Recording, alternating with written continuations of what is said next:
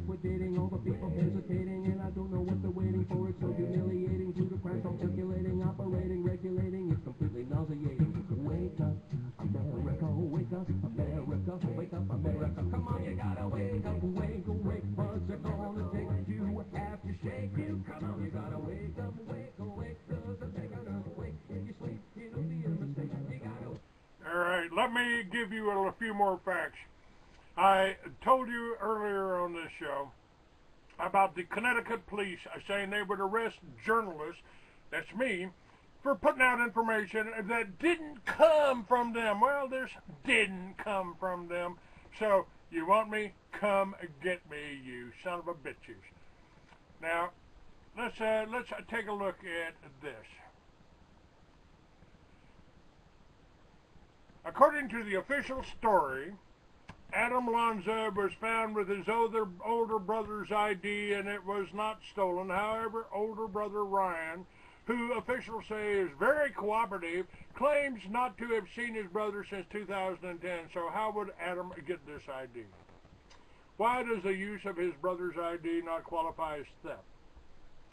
According to the official story, Adam Lanza was wearing a black outfit with a mask and bulletproof vest. Why would he wear a bulletproof vest if he planned to kill himself? The medical examiner asserts that all wounds were caused by a rifle or other long weapon, and police and FBI said the school was littered with .223 rifle casings. But Adam Lanza was found dead in the school with only handguns. A rifle was found in the trunk of his car. If he did not fire the rifle that left casings on the ground, who did? The local hospital went into lockdown and cleared 4 trauma rooms, but received only 3 patients, 2 of them dead children, according to the official story, and 1 mildly wounded adult. Why were there persistent reports that Mrs. Lanza was a kindergarten teacher, that she died at the school, when the new official story is that she was not connected to the school and was killed at home? What happened to the woodsman in a black jacket and camo pants who was arrested and handcuffed out of school as he shouted to parents, "It wasn't me"? What happened to the dark van SUV that police surrounded in the parking lot, or the maroon sedan with a blown-out back window they were on the lookout for? The official story is that Nancy Lanza was a gun collector who obeyed the law, but since 20-year-olds are not permitted to buy guns or ammo or carry guns in Connecticut, why would she give her autistic son access to both guns and ammo? Would real parents of real children be satisfied with pictures of their children? Wouldn't they demand to see their children one last time firsthand? Why did the police on Friday say they were going to leave the bodies rotting in the school until Sunday, then Saturday morning announced they'd spirited the bodies away in the middle of the night? A child asserts that he or she heard someone say, "Put your hands up," followed by the reply, "Don't shoot." This indicates that the police took a suspect into custody inside the school. But if that was Adam Lanza, how did he kill himself after that point? Another child asserts he or she saw a man pinned to the ground with handcuffs on. Again, this indicates that the police took a suspect into custody. If it was Adam Lanza, how did he then kill himself? If it wasn't Adam Lanza, who was it? When Ryan Lanza was falsely identified as the shooter, who deleted his Facebook profile and created many others in his name? Why won't police tell us where they found the Henry repeating rifle, the Enfield rifle, and the shotgun? Why did the school have 1 or more security cameras? What did they show? Why did the police officer specifically mention on radio, "They're coming at me through the woods," followed by a fellow officer saying, "This is it"? One officer at the school said, "We got 1 suspect down." Who was that? Down in this situation that generally means in custody, on the ground and cuffed, not dead. Why did police assign an individual state trooper to every grieving the family, whether the family wants protection or not? Why are Adam's brother Ryan Lanza and his roommates in custody? What does it mean that Nancy Lanza's brother is Kingston police officer James Champion, who lives next door to the former Lanza home? And the Connecticut police spokesman, Newton, will prosecute independent journalists or whistleblowers not believing the official story related to the mass shootings in Newton, Connecticut at Sandy Hook Elementary School, and posting about it via social media may result in arrest and prosecutions of perpetrators, reports Connecticut police. And I have put that up. I have played that for you on the show. It's linked on my website. So, folks, I've been telling you we're in a war. I've been telling you that, and I've been asking for your support. I haven't got it. I haven't got much. They don't want this to go smoothly. And I was supposed to appear on Genesis Communication. I was asked by Jack McLam to take over his show yesterday, a 2-hour show. And I told him I would talk about this, and I didn't get on. I didn't get on. Now, let's see if we've still got this YouTube up. This YouTube up was shown at Aurora, Colorado. This movie was shown in Aurora, Colorado to show where the Mossad was going to strike next.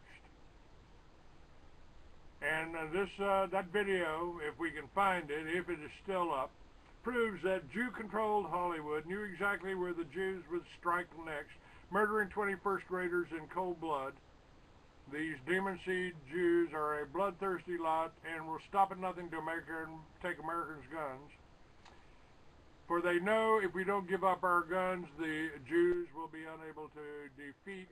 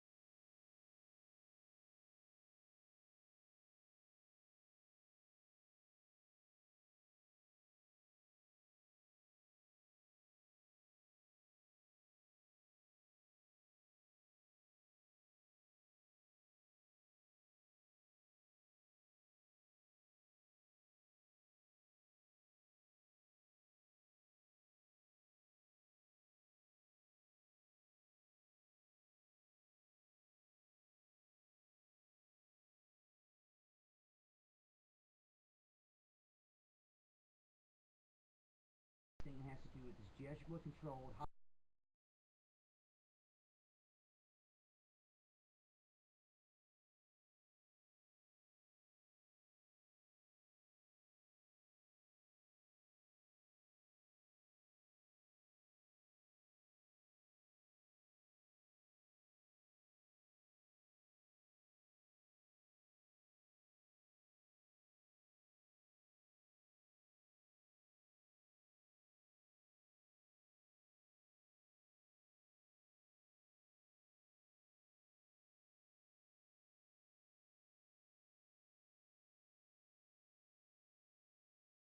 get any more comments or any more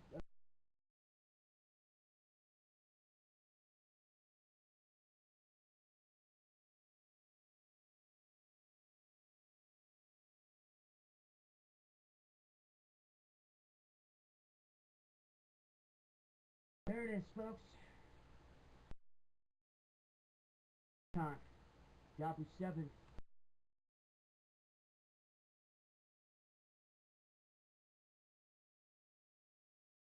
I'll put that up on my website also.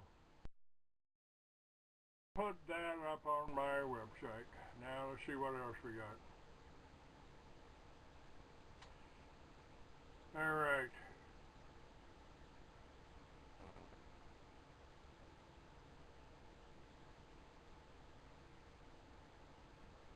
All right. We've got a little bit more here. Let me see what else I can add into this. This just came out. A gentleman said, Bohr's blog, Matt Bohr's, and that's mattbohrs.com. He says, I woke up late Friday morning, posted my latest comic before realizing that no one would be talking about it or any other issue that day except the latest massacre unfolding before our eyes, this one involving children. Not this time, I mean again. As I had done not 1 week earlier when there was a mass shooting a few miles from my home in Portland, I watched the real-time updates trying to wrap my mind around being a part of the human race. CNN named Ryan Lanza as the suspect before noon, based on a police source. Within minutes, journalists in several outlets were not only reporting the name, but passing around a link to Ryan's Facebook account, and people I knew were suddenly telling me, dude, you are Facebook friends with the suspect. His mail was set to private, so I wasn't one of the only people. I was one of the only people seeing Ryan's post. Fuck you, CNN, it wasn't me. It wasn't me. I was at work. It wasn't me. News networks were broadcasting photos pulled from the account on national television, BuzzFeed, and Gawker in a race to snatch traffic. Ran headlines speculating that this was the shooter. Headlines with question marks now being a thing that the media had done. I posted a screenshot to Twitter and Facebook to let everyone know that this Ryan Lanza, at least, was not dead at the scene of the crime. That's when things got crazy for me.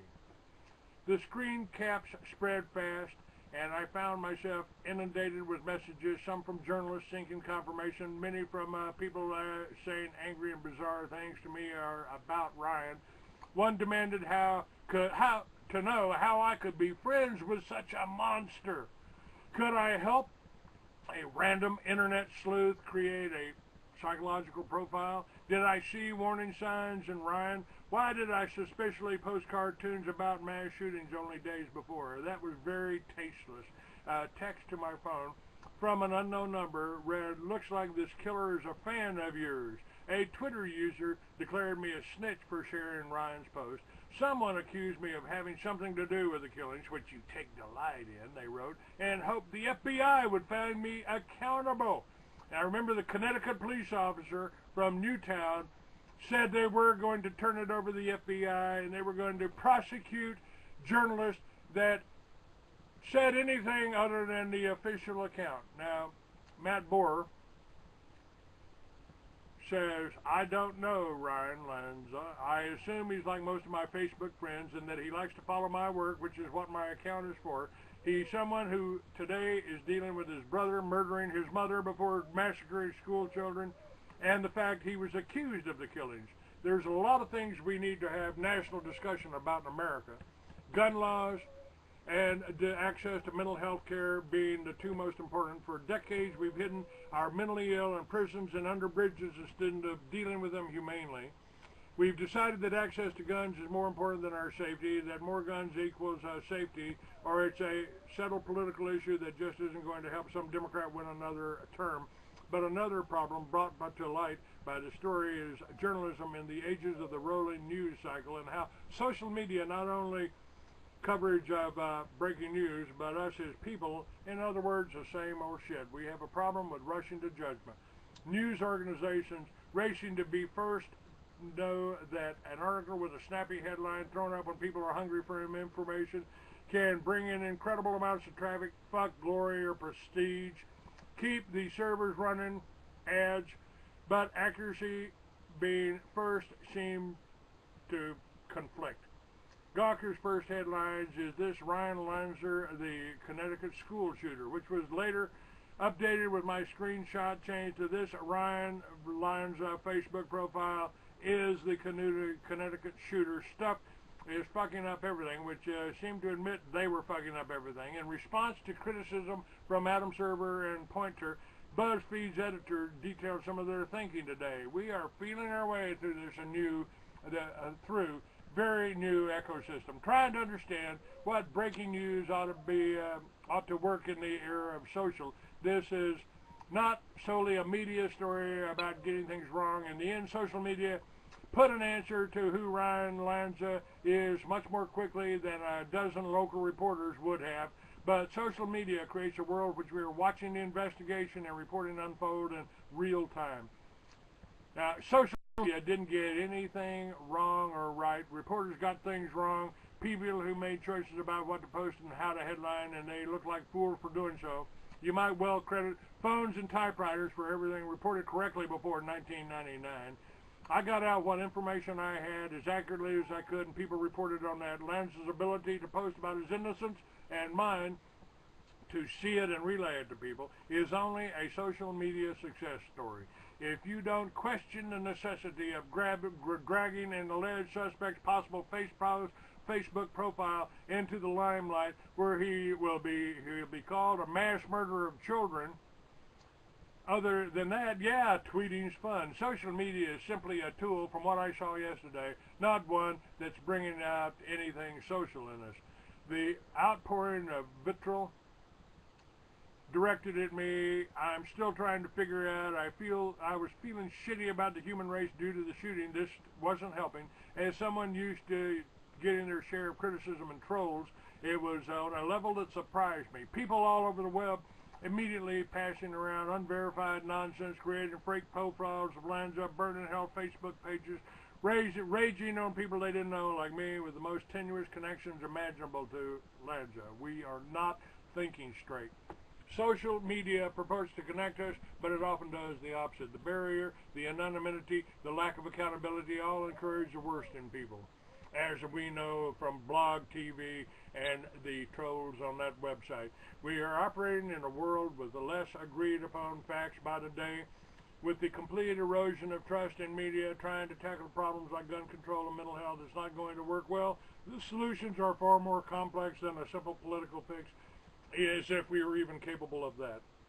We're passing along claims that cause damage to real people, that deliver traffic to craven, unethical websites, saying things that make us look like fools. Social media has put 0 seconds between events and public reaction. People are firing from the hip, unloading into the crowd, whatever tasteless gun metaphor works here, without much thought on empathy or every daily outrage we serve. Next one is a moment away. We should start thinking about it. Not 2 hours after accusing me of being involved in the killing of 20 children, the man on Facebook was back. I apologize for jumping the gun. That was a man by the name of Matt Bors. And I don't know, but his website looks like a Jewish man, but he is a nationally syndicated editorial cartoonist and editor in Portland, Oregon. He was a 2012 Pulitzer Prize finalist for political cartoons, which appear regularly in the Sacramento Bee, Portland Mercury. In summer of 2010, Bors traveled to Afghanistan to draw comics and serves as the comic journalism editor for the cartoon movement. His work has been published by the Los Angeles Times, the Nation Valley, Village Voice, and Daily Beast. And don't know what he is, don't know anything more about him than I've just told you.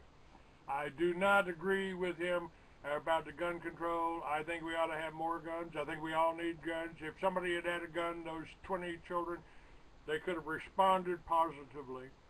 And of those 20 children that were killed, that's almost 100% kill rate. Very few people in the world, and certainly not an autistic child, are that good. just ain't going to happen. Now, I am Clay Douglas. I have been telling you the truth about everything that's going on for years, since 1994. I knew about the drug running.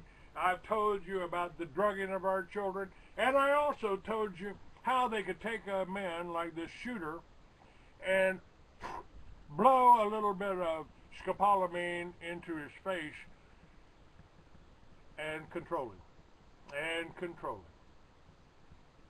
Now, was that done? I don't know. Well, am I wrong in telling you what has happened here? I don't think so. Am I wrong in giving you the facts? There were second shooters. There were other shooters. Just like there was at Kennedy, and I had a friend that sat on a bridge and saw the two CIA shooters, the two tramps on the bridge